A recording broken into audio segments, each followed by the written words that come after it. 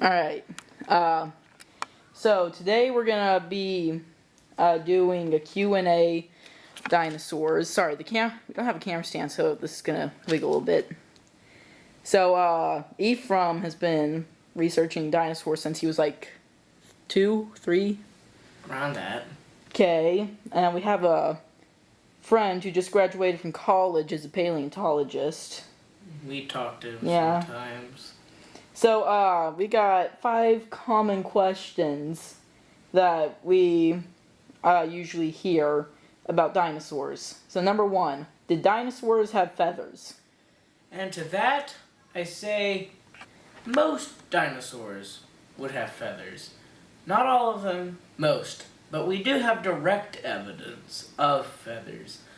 Where feathers really came in, we don't know. Some people think they evolved in the Jurassic. My personal opinion that they're an ancestral trait that developed early on in the archosaurs, such as pterosaurs having fignofibers, a similar hair-like strand to protofeathers, but we still do not know. But we know that most dinosaurs would have feathers. So people ask which dinosaurs would have feathers. Well, I will name them all. So, Not all. The battery's about to die. Just do the common ones. common ones, we have the Maniraptorians, which are basically all raptors. Basically, there's dinosaurians, oviraptorians, and alvarezsaurians and ornithomimids and such. We have all the Coelurosaurs, which are basically the bird-like dinosaurs, such as T-Rex, Sinosauropteryx, and other early feathered dinosaurs. And people ask, did earlier theropods, such as the Carnosaurs, have feathers? We don't have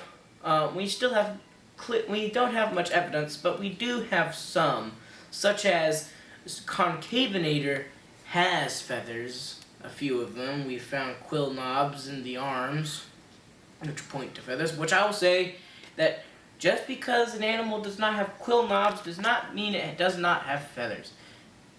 Such as flamingos. Flamingos don't have quill knobs, but they have feathers. But it is still uncertain that carnosaurs have feathers. They probably Alright, would real not. quick. Did T-Rex have feathers? Yes, T-Rex had feathers. People think it was too large to have feathers. It would overheat. It lived in too hot of a climate. Well, evidence points to that. It really wasn't that hot. It was hot probably in the summer, like warm, I would say. But in the winters, it got cold enough to where it would snow. It was a necessary trait to have feathers. And also, that feathers could also be used for keeping the animal cool. Yes, feathers can do that. Ostriches use their feathers to keep them cool. Tyrannosaurus could use them in the same way. I'm not saying that Tyrannosaurus rex has to be covered in a full body coat of complete fluff. I'm just saying, give it feathers. Alright, number 2.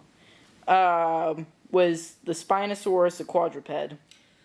Spinosaurus was a quadruped, not just because of the new specimen we found, just because of logic. Like, let me tell you this. Spinosaurus anatomy itself, not in the recent skeletons, but all the skeletons we found, all the evidence, points to that it would just be walking on 4 legs.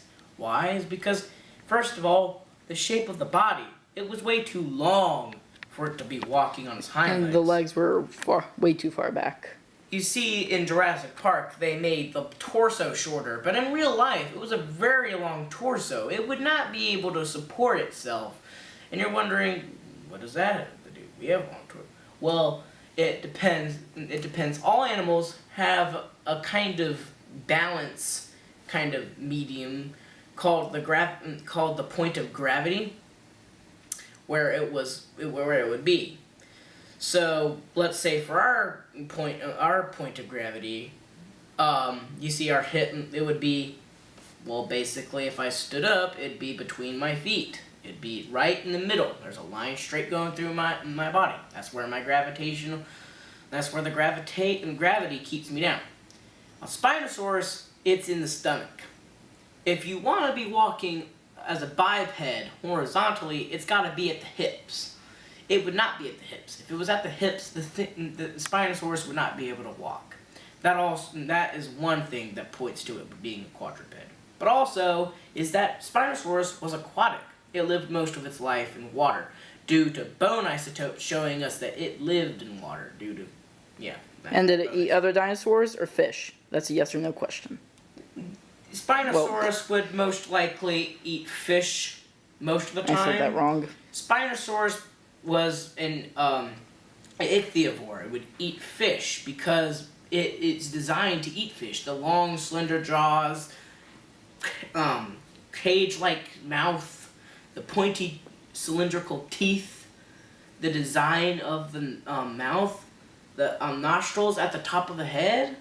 That all points to an aquatic predator eating fish.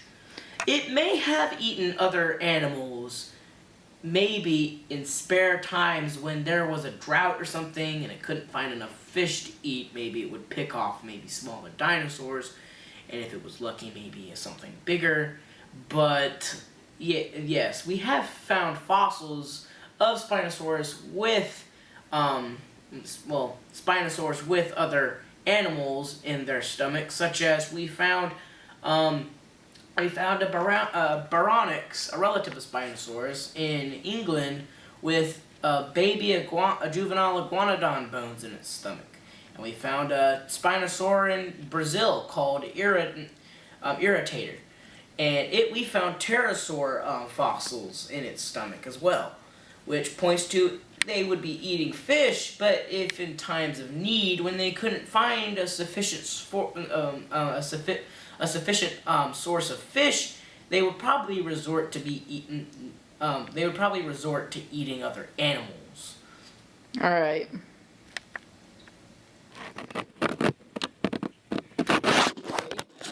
So we've charged the battery a little bit more, and as you notice, there are now paper on the wall.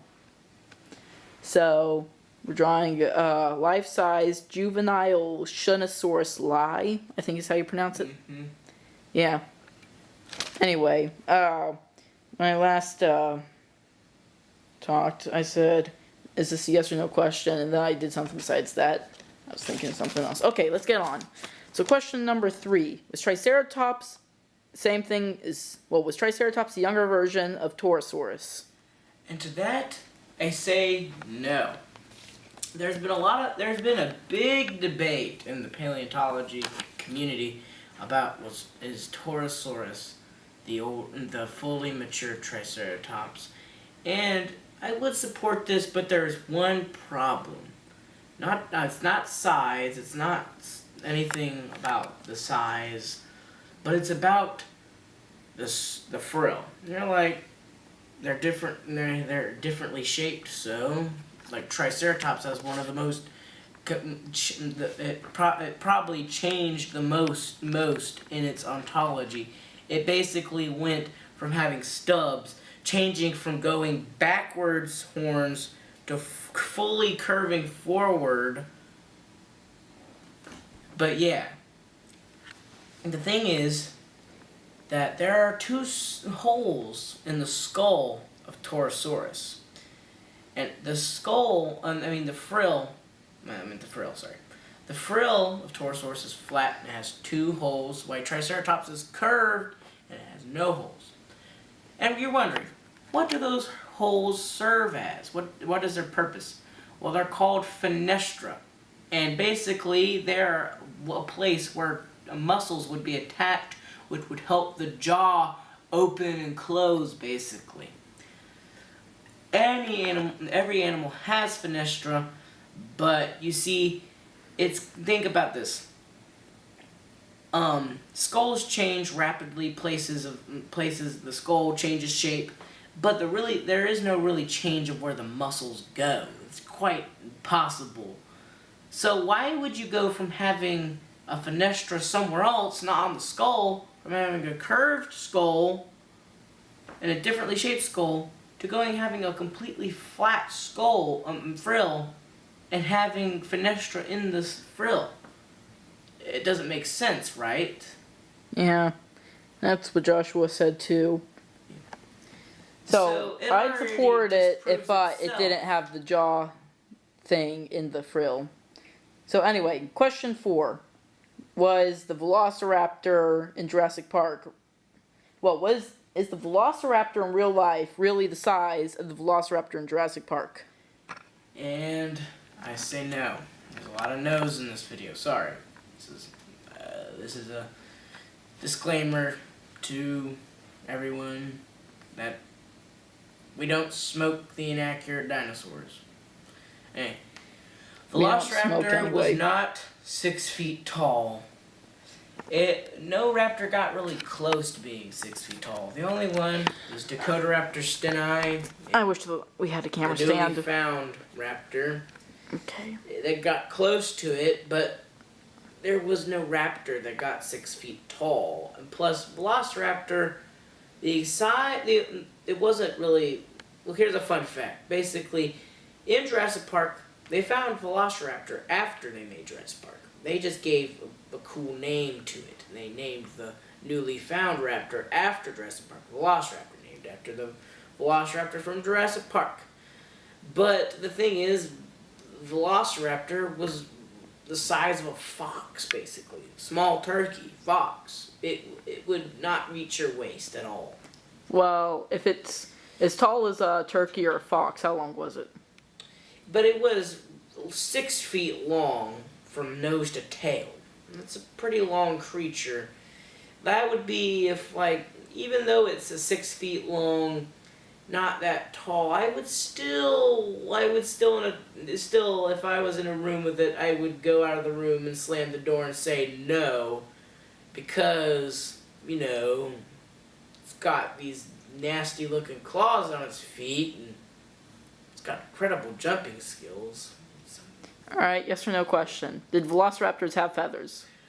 Yes, because they are dromaeosaurids, and they are notorious for having every single advanced feather, coarse, tail, and flight feathers. I say flight feathers, but they were not used for flying. The only dinosaur the only dinosaur that would use them for flight was the birds, which are dinosaurs, and Rehovinus, the only dromaeosaur that was able to use power flying. Alright, let's move on to question 5. Are dinosaurs related to birds? Dinosaurs related to birds? You mean the question, are birds dinosaurs? And to that, I say yes. Dinosaurs are not related to birds. Are birds related to dinosaurs? And to that, I say they're not. They are dinosaurs. And people say that can't be possible. No dinosaurs survived the KT mass extinction. Well, they say non-avian dinosaurs nowadays, which means all non-aves. Aves are a member of the dinosaur family tree, and they're very close cousins to the troodontids. They were a member of the Maniraptorarians, which basically Maniraptorarians is a very fancy scientific word for grabbing hand.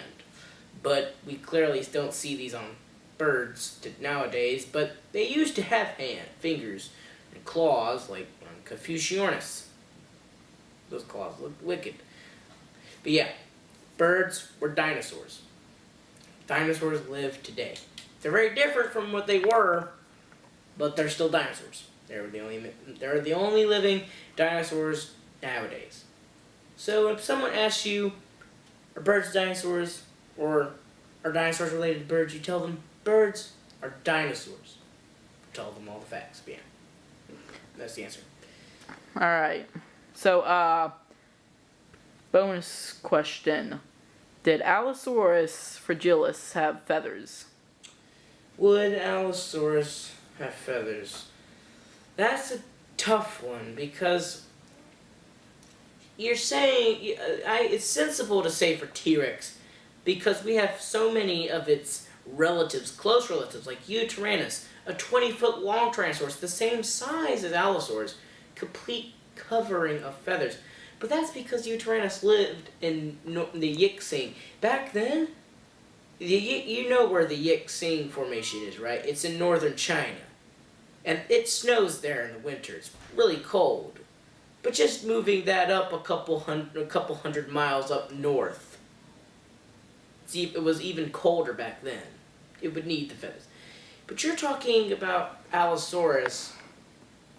It lived in a very hot climate in the Morrison. Like, it was basically, the Morrison was basically, in the wet season, there were there were carnivorous forests and fern prairies. But in the dry season, that all retracted around the watering holes, and soon those were eaten, and then it was just a barren desert with weeds everywhere and bones and water that had defecation in it. It got to the point where only the Allosaurus were in the ecosystem, and it was quite hot too. What do you think baked the dirt and made it a desert? The sun. It was quite hot back then. It was hotter back then than the Cretaceous. So yeah, it was hot. I would say maybe Arizona, maybe Nevada, Arizona temperature in the summer. Really hot. I would say sunscreen, stay indoors, stay under shade. Yeah, drink lots of water. So you said earlier that feathers could keep dinosaurs cool. Yes, but well, yes, but that is a thing. Yes, but for now, until science says that Allosaurus had feathers, I'm gonna go with they most likely would not, but with the thing going on with that feathers could keep an animal cool due to many birds living in the hottest climates, like birds in the tropics, full covering of feathers in the hottest temperatures. Don't get too overheated. Well, yes, they're small, but still. That's like trying to say you put like a baby in like several layers in like the desert. Still pretty hot. But yes, you could say that Allosaurus probably could have used its feathers to keep it cool, but the thing is that also, why would it want to be producing feathers? Just saying, well, it could be possible that it did, but probably it just de-evolved them because it didn't need them. It lived in a hot climate, like you, Tyrannus needs them because it lived in a cold environment. Allosaurus doesn't need them because it could use them to keep it cool, but it would just be easier to not have them, to not be spending energy, resources growing these and stuff, and just spending more calories and energy on other things that it could be spending. So yeah, it's right now at a, maybe, it probably would not, but possibly could, but till science proves that it didn't or did, I'm going to go with the Alright, I'm going to end the video there. And so, if you want more QAs with this, maybe some more advanced videos where I actually have a proper place to talk, maybe some videotape, some stuff, pictures, and better questions, leave it down in the comments. Like and subscribe, and also watch our X-Wing videos. Alright. Bye.